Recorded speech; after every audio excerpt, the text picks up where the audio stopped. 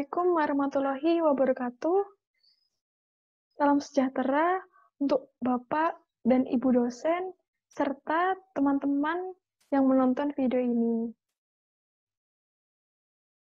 Perkenalkan, nama saya Stella Ilham Isnaini dari NIM 2031610048. Dan saya Fitria Dwi Andriani, NIM 20316100017. Kami dibimbing oleh Ibu Oki Putri Prastuti, STMT, beserta Ibu Yuni Kurniati, STMT. Kami adalah mahasiswa Teknik Kimia Universitas Internasional Semen Indonesia. Selanjutnya, untuk konten yang akan kami bahas, yaitu yang pertama pendahuluan, yang kedua adalah metodologi penelitian, yang ketiga adalah hasil dan pembahasan, yang keempat adalah kesimpulan dan saran. Berikut merupakan outline pertama kami, yaitu pendahuluan. Di sini saya akan menjelaskan terkait latar belakang penelitian kami, di mana industri tekstil semakin tahun jumlahnya akan semakin meningkat. Dalam proses produksinya, industri tekstil akan menghasilkan suatu limbah, yaitu limbah warna. Limbah warna ini akan menghasilkan dampak negatif ke lingkungan. Oleh karena itu, perlu dilakukan suatu tindakan untuk menghilangkan zat warna tersebut. Salah satunya yaitu dengan cara menggunakan absorben.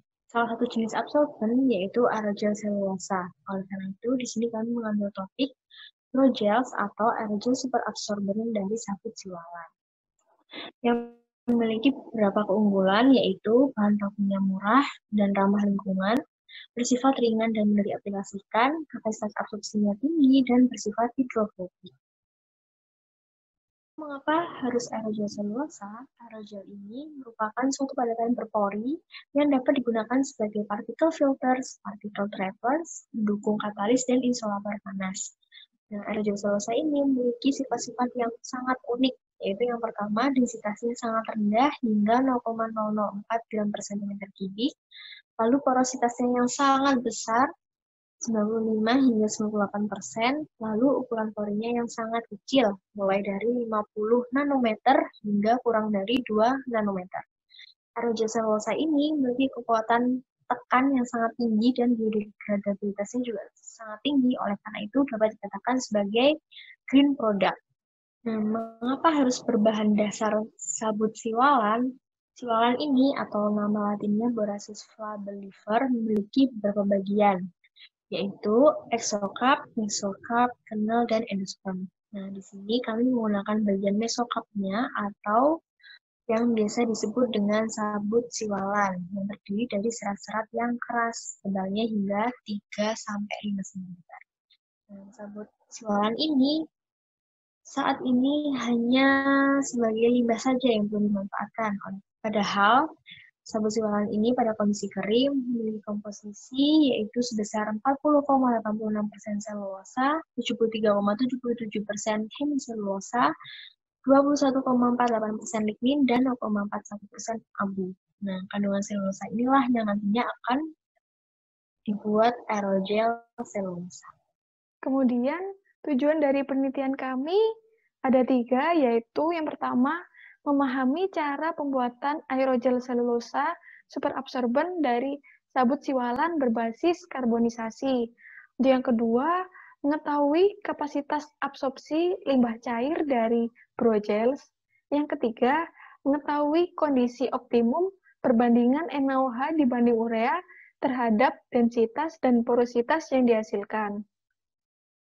Selanjutnya, membahas terkait metode penelitian, di mana kami menggunakan 2 metode penelitian, yaitu yang pertama metode eksperimen, dan yang kedua adalah metode review jurnal, di mana metode eksperimen kami hanya melakukan hingga 3 tahap, yaitu tahap preparasi, tahap sintesa aerogel, dan proses karbonisasi, sehingga menghasilkan aerogel superabsorben. Akan tetapi, untuk metode review jurnal, kami membandingkan dengan 30 jurnal internasional Selain itu, kami membandingkan dengan hasil penelitian dari Stella 2019, yaitu tentang WAGELS, atau Water Repellent Aerogel Superabsorbent Based on Cellulose dari batang sorghum. Kemudian pada metode eksperimen yang pertama adalah preparasi bahan, di mana pada tahap preparasi bahan, sabut siwalan dicuci terlebih dahulu, kemudian dipanaskan dengan oven pada suhu 105 derajat Celcius selama 1 jam. Kemudian disamakan ukurannya sebesar 100 mesh, kemudian sabut yang memiliki ukuran yang sama disentrifugal dengan ukuran 1200 rpm selama 25 menit, sehingga selulus terpisah.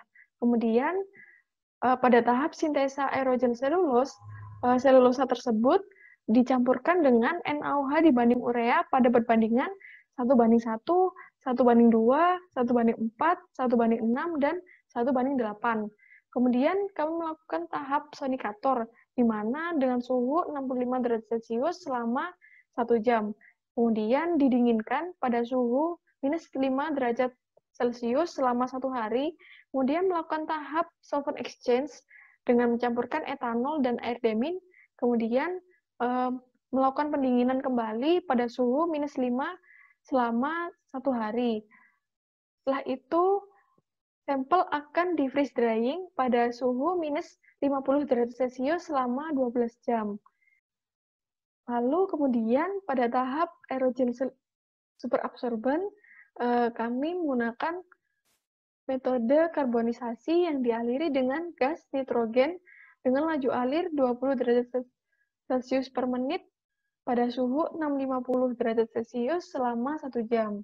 Untuk itu, kami melakukan uji karakterisasi di mana kami melakukan uji alpha selulose, uji spektrofotometer UV-Vis, uji FTIR, uji SEM, dan uji BET. Pada review jurnal sendiri, kami melakukan studi literatur jurnal internasional, kemudian membandingkan hasil dari review jurnal yang diperoleh dengan penelitian kami. Baik, selanjutnya adalah hasil dan pembahasan. Pertama, di sini kami akan membahas hasil aerogel selulosa yang kami dapatkan. Yaitu bisa dilihat di gambar pertama, itu merupakan hasil aerogel dari sabut siwalan yang kami dapatkan berwarna coklat dengan berat yang sangat ringan. Lalu kedua ada aerogel selulosa dari batang sorghum dari literatur Septiani 2019. Terlihat aerogel selulosa ini berwarna putih dan sangat ringan. Begitu juga dengan literatur Stella 2019 yang mengatakan hal yang serupa. Karena terlihat dari aerogel itu diletakkan di sebuah daun. Lalu jika dibandingkan dengan literatur lagi, dari Nguyen tahun 2014, yaitu aerogel dari limbah kertas, hasilnya aerogel selulosa ini juga berwarna putih. Nah, hal ini disebabkan oleh adanya lignin yang masih tersisa di dalam aerogel sabut siwalan tersebut. Nah, lignin ini yang menyebabkan warna aerogel selulosa ini masih dalam keadaan coklat. Selanjutnya, akan kami analisis hasil densitas dan porositasnya. Sebelah kiri di tabel 4.1 terlihat bahwa hasil densitas dan porositas aerogel selulosa sabut siwalan yang paling tinggi atau yang paling optimum itu pada rasio NaOH urea 1:2. Di mana densitasnya paling rendah yaitu sebesar 0,0995 gram per cm kubik dan porositasnya sebesar 93,74%. Lalu di sini kami membandingkan dengan hasil aerogel selulosa milik Stella 2019 atau WAGELS dari batang sorghum yang mana rasio optimum juga terdapat pada perbandingan NaOH urea 1:2, yaitu densitasnya sebesar 0,0515 gram per cm kubik dan porositasnya sebesar 96,76%. Namun terlihat nilai densitas dan porositas dari WAGELS atau aerogel selulosa batang sorghum ini lebih baik daripada NOGELS atau aerogel selulosa dari sabut siwalan. Hal ini dikarenakan brogels masih terdapat kandungan ligninnya. Selanjutnya, kami membahas hasil dari aerogel selulosa superabsorben, di mana hasilnya dari grafik hasil karakterisasi DSC-3A pada kondisi operasi laju alir 20 derajat Celcius per menit dengan penambahan gas nitrogen, menurut Yuda Zakaria tahun 2019 menunjukkan bahwa adanya penurunan massa seiring bertambahnya suhu. Dekomposisi awal sebesar 10,8%, namun pada dekomposisi bahan dengan rentang suhu 150 derajat Celcius hingga 700 derajat Celcius mengalami peningkatan sebesar 71,6%. Kemudian pada tahapan karbonisasi, setelah mengetahui hasil tes DSC-3A, hasil tersebut dapat mempengaruhi densitas dan porositas yang lebih baik nilainya daripada aerogel selulosa. Selain itu, aerogel selulosa superabsorben cenderung tidak mengikat air. Hal ini sesuai dengan gambar 4.17 bahwa aerogel superabsorben berbasis karbon terlihat memiliki densitas sebesar 0,0288 gram per cm kubik dengan porositas yang semakin tinggi dari aerogel selulose, yakni sebesar 98,24%. Kemudian, hasil dari aerogel selulosa superabsorben lebih baik dari aerogel selulose menurut Stella 2019. Untuk selanjutnya yaitu uji karakterisasi SEM, di mana pada gambar 4.10 berdasarkan literatur ruang, massa aerogel karbon lebih ringan daripada aerogel selulose.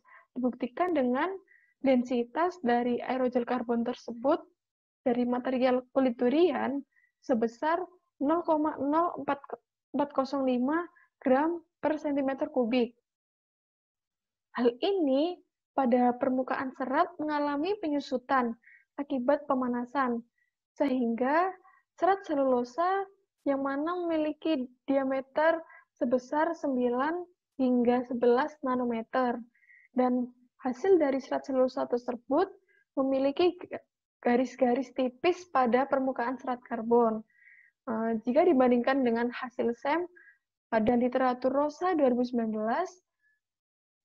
hal tersebut menunjukkan bahwa aerogel berbasis karbon lebih baik daripada karbon aktif karena menghasilkan ukuran diameter yang lebih kecil.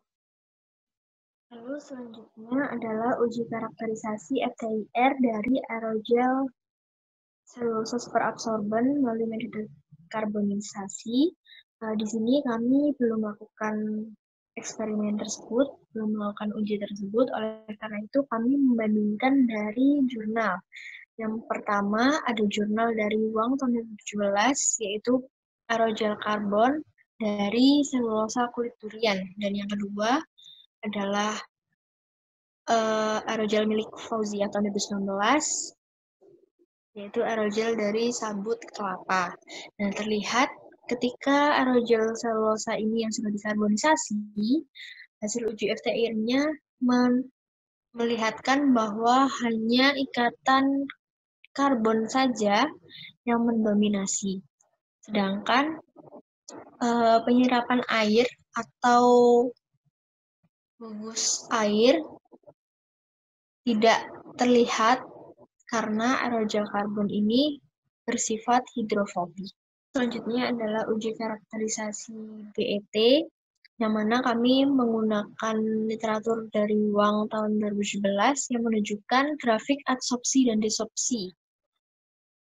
Nah, di sini grafiknya merupakan metode grafik isoton Langmuir, yang mana termasuk dalam grafik tipe 4 yang merupakan sifat khas materi mesopori. Jadi aerogelnya ini termasuk dalam kategori mesopori. Dan distribusi ukurannya yang paling tertinggi yaitu 3,59 nanometer dan nilai volume pori dan rata-rata ukuran pori sebesar 734,96 mm kubik per gram dan 0,51 cm kubik per gram serta 2,76 nanometer untuk ukuran pori ini.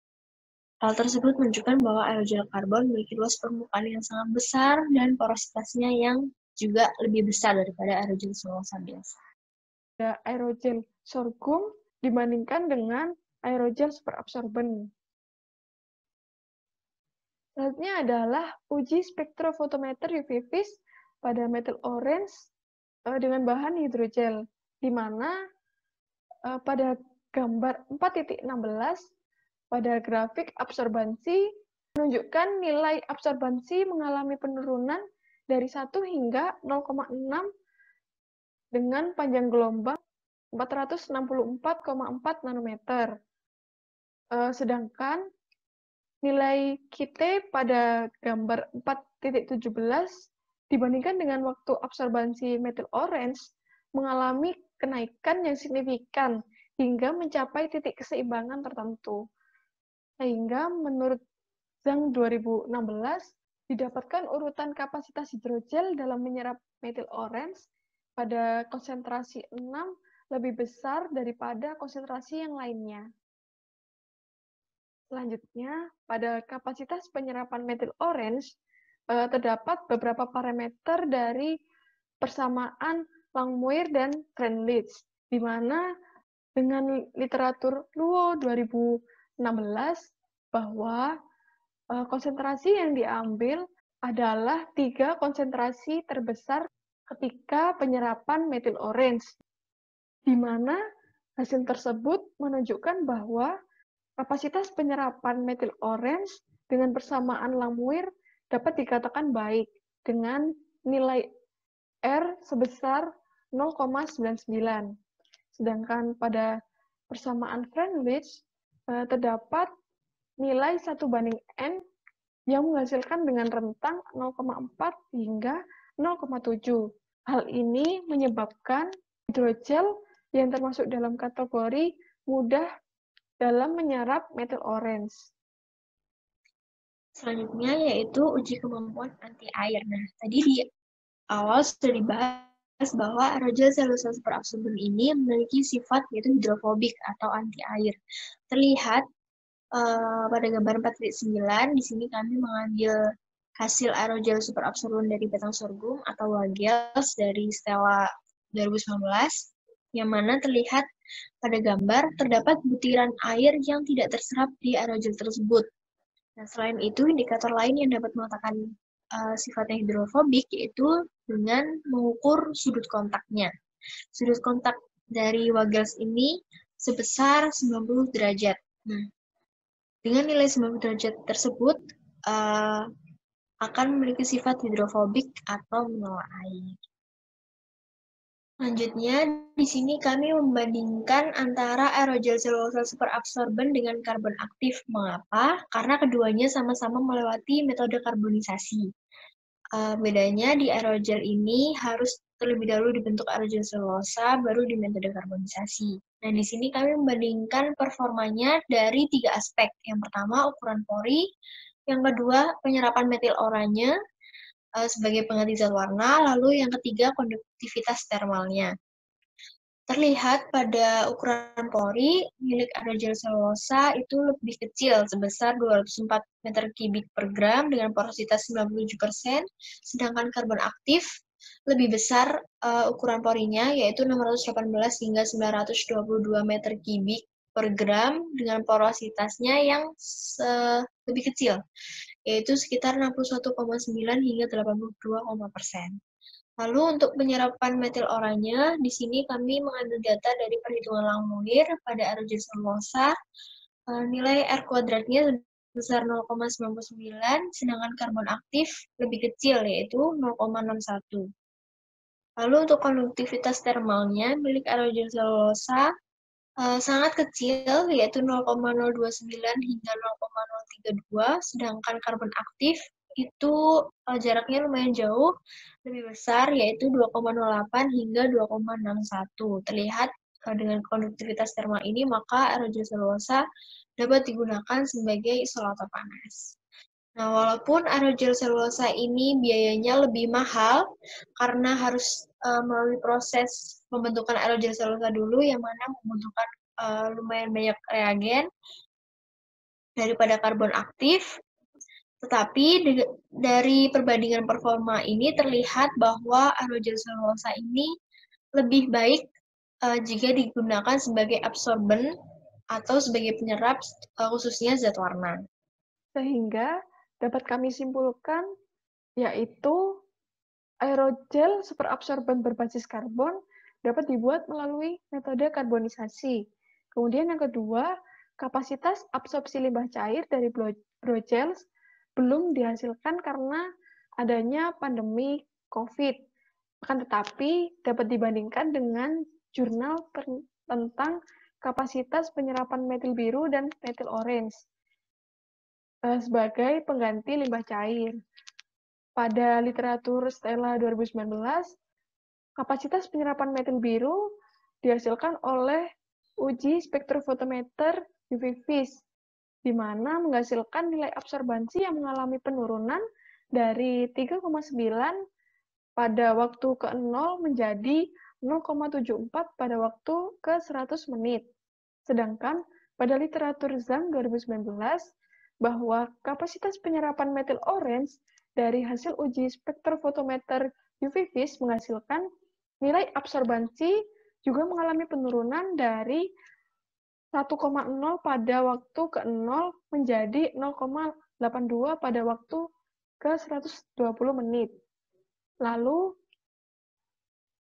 pada metode kapasitas absorpsi dengan persamaan isotermis Langmuir didapatkan nilai R sebesar 0,99 yang menunjukkan kapasitas penyerapan baik. Sedangkan pada metode absorpsi isotermis Langmuir didapatkan nilai 1/N pada rentang 0,4 hingga 0,7. Hal itu menyebabkan hasil dari adsorben dapat mudah menyerap di metil orange. Selanjutnya, pada kesimpulan ketiga, yaitu kondisi optimum aerogel selulosa pada rasio NaOH dibanding urea 1/2 memiliki nilai densitas paling kecil daripada yang lainnya sebesar 0,0995 gram per cm kubik, serta porositas yang paling tinggi sebesar 93,74%. Jika dibandingkan dengan literatur Stella 2019, menghasilkan rasio NaOH urea yang terbaik adalah 1/2. Dengan densitas dan porositas pada aerogel selulose sebesar 0,0515 gram per cm kubik dan 96,76%. Sedangkan aerogel superabsorben mendapatkan nilai densitas sebesar 0,0288 gram per cm kubik serta porositas sebesar 98,24%. Hal ini menunjukkan bahwa aerogel superabsorben menurut Stella 2019 menghasilkan efektivitas yang lebih tinggi.